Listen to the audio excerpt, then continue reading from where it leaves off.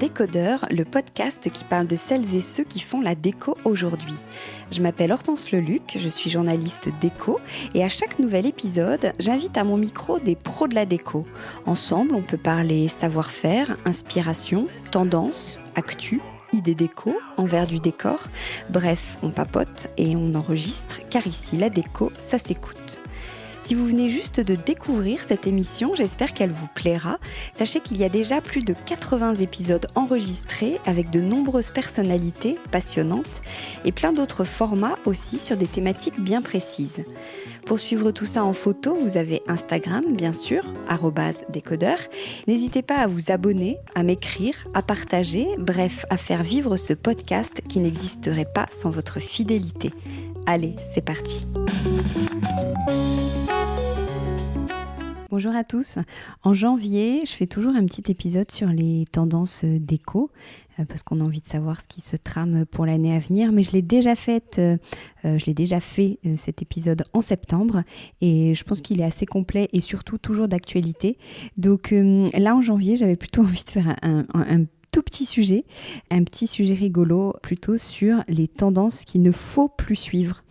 Les genres de faux pas déco. Alors même si faux pas, c'est pas forcément un terme à utiliser ou à se mettre en tête parce qu'il n'y a pas tellement de faux pas déco. Chacun fait bien ce qu'il veut avec sa déco. Il faut que justement que nos décos elles nous ressemblent et c'est ça une déco réussie.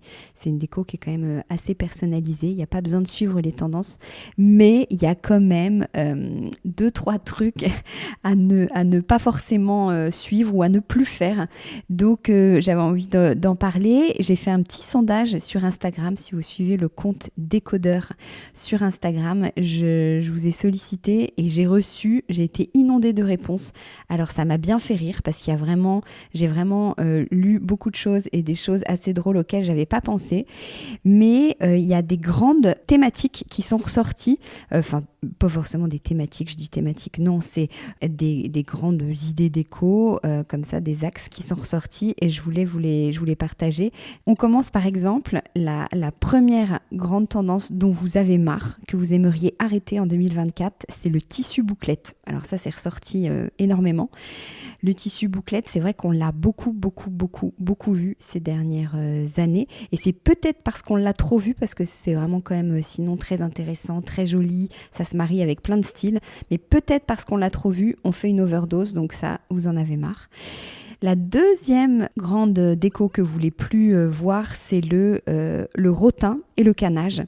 Ça m'a amusé aussi, mais c'est pas faux parce que le rotin, le canage, même si ça peut être lié d'une certaine manière à tous ces matériaux naturels qu'on a envie de plébisciter, même si c'est dans cette vague du 70s encore très tendance, et ben en fait on n'en peut plus, c'est vieillissant en fait peut-être comme tendance.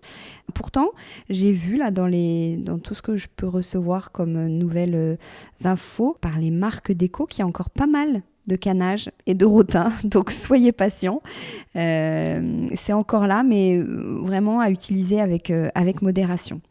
Et la troisième, parce que ce format s'appelle 1, 2, 3, 1, 2, 3 c'est un nouveau format que je vais mettre en place comme ça, des mini pastilles, mais je referme très vite la parenthèse, et qui m'a vraiment amusée. J'ai reçu plein de commentaires autour de la cuisine rouge. Stop à la cuisine rouge.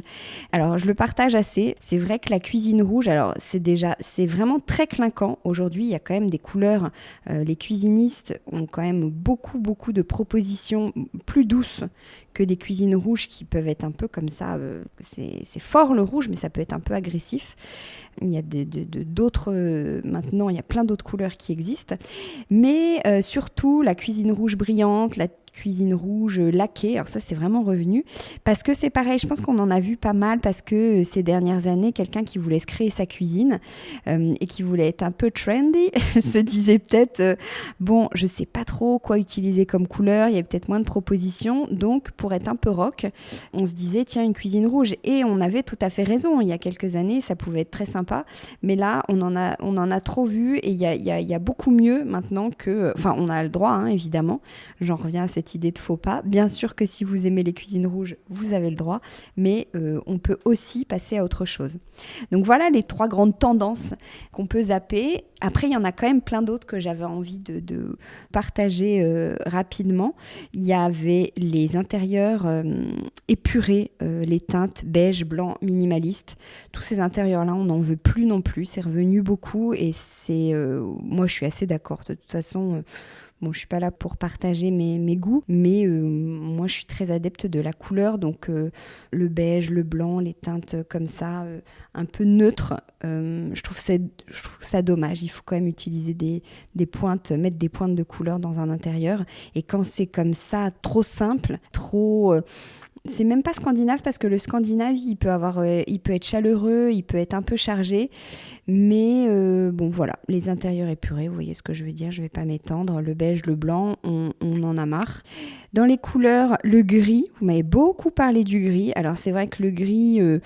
c'est quand même triste comme couleur et c'est comme les cuisines rouges, il y a mieux. Il y a une époque, le gris, on se disait « Oh, ben j'ose pas trop, alors peut-être que je vais mettre du gris, c'est mieux que rien ». Ben non, je crois pas que ce soit mieux que rien, je crois qu'il vaut mieux rester blanc que de mettre du gris qui est plus, qui est très vieillissant, oui, moi je trouve has-been complètement, ça je trouve, hein, mais c'est complètement personnel. Je vais recevoir des tonnes de messages de personnes qui m'agressent sur tout ce que je vais dire. C'est un sujet à polémique alors que c'est censé être un épisode sympa et drôle.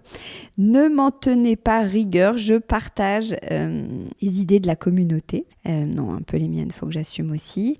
Qu'est-ce que vous m'avez dit d'autre ? Ah bah, dans les couleurs, le bleu canard. Bon, alors ça, moi, j'ai jamais aimé cette espèce de bleu-vert, là. C'est bon, on l'a vu dans les toilettes de tout le monde, sur un pan de mur à droite, à gauche. Non, ça, on arrête le bleu canard. C'est beaucoup revenu aussi. Et après, il y a pas mal de choses qui ont été des petites idées comme ça. Par exemple, les fleurs séchées, on n'en peut plus. C'est vrai qu'il faut arrêter. Une fois, j'avais lu un article, peut-être il y a 5-6 ans. C'était très à la mode, alors que quelqu'un avait, une décoratrice ou quelqu'un qui était un peu feng shui disait « Mais des fleurs séchées, la fleur est morte en fait, elle est sèche, donc c'est pas du tout bon pour un intérieur, c'est pas du tout des bonnes énergies que de mettre des fleurs séchées. » Et ça m'avait marqué, et depuis j'aimais plus du tout les fleurs séchées. Donc c'est vrai que les fleurs séchées, ça prend la poussière, c'est bon, même si je sais qu'il y a plein d'astuces autour de ça pour les requinquer, enfin les rendre toujours belles, mais bon, on oublie. Et du coup, transition toute trouvée, quelqu'un m'a dit les plantes en plastique. Alors ça, je suis tout à fait d'accord. Les plantes en plastique, c'est comme le gris, c'est comme on sait pas, on a envie d'une plante, on n'a pas envie, on sait pas si on va pouvoir l'entretenir, l'arroser, alors on met une plante en plastique pour mettre une touche de verdure, mais non, au secours, la plante en plastique, elle prend la poussière, on voit que c'est du plastique. Alors, éventuellement dans la salle de bain, parce que je sais pas d'ailleurs, parce que ça passe. Mais alors non, sinon ailleurs, soit on s'offre une vraie plante, en plus s'offrir c'est un bien grand mot, c'est pas très cher des plantes, soit on n'en met pas. Qu'est-ce que vous m'avez dit d'autre ? J'ai noté les verrières, bon, oui et non. Les meubles laqués, ça on en a parlé, les voilages, les pieds compas. Pas faux. Le lino, les assiettes carrées. Alors ça, je suis assez d'accord. Je fais un petit stop sur le sujet. Ça m'amuse beaucoup. J'aime pas du tout, moi non plus, les assiettes carrées.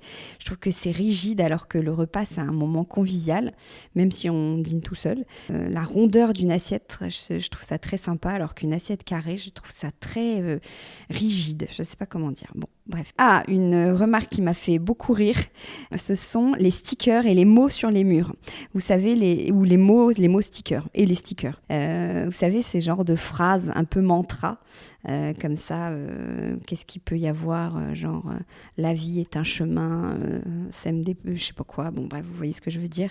Non, ça c'est fini, ça dans la cuisine, le mantra dans la cuisine, on oublie, on le décolle, le sticker. Quoi d'autre ? Le motif ananas.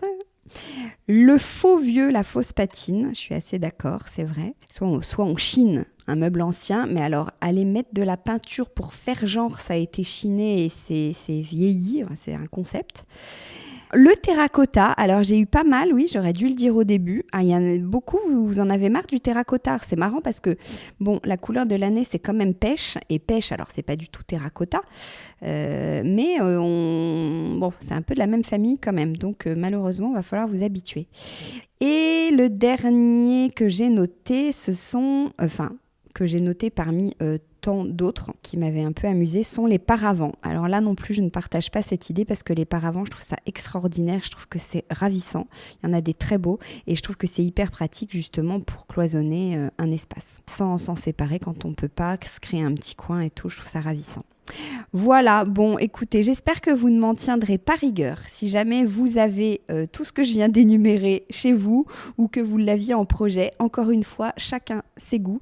Les goûts et les couleurs, ça ne se discute pas. C'était juste pour faire un petit épisode rigolo sur ces tendances déco. C'est vrai qu'on a peut-être un peu trop vu et qu'il faudrait peut-être mettre en sourdine, mais faites bien ce que vous voulez. Voilà, bonne journée, à bientôt, bye bye.